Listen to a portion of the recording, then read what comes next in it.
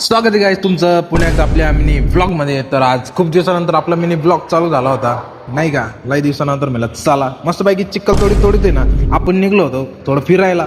म्हणलं येऊ पावसा पाणी थोडं फिरून नाही का. मग काय फटाफट आलो रस्त्यावर. एक नंबर असं वातावरण होतं. फटाफट पाय धुवून घेतले. मग काय पुढं आपली गँग उभीच होती. फटाफट पाय की धुवून आहे ना मस्तपैकी गाडीवर बसलो.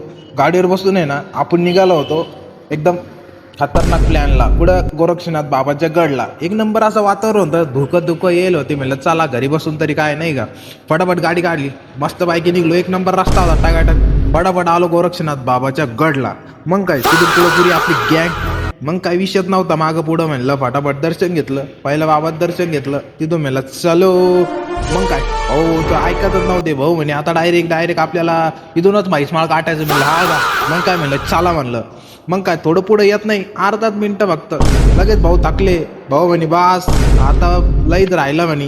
म्हणलं काय झालं. नाही म्हणे भाऊ एक नंबर आता विषय जिरली म्हणे आमची. बास इथूनच हात जोडले म्हणे आम्ही. म्हैसमाळ कॅन्सल. मग काय तिथून पुढं मस्त पाहिजे थोडं पुढं चढत नाही का वापी एकदा बसले. भाऊला म्हणला भाऊ आपल्याला लई वर जायचं. अरे चल म्हणे तू ताण नको घेऊ. मग काय तिथून पुढं थोडं डिस्कशन करत करत फायनली आपण आहे ना आपल्या मेन ठाण्यावर पोहोचलो होतो. मस्तपैकी दर्शन घेतलं. एक नंबर असं दर्शन झालं. 1-1.5 घंटा मस्तपैकी आपण वर बसलो. भाऊला म्हणलं इकडं पहा म्हणलं सगळे नाही का.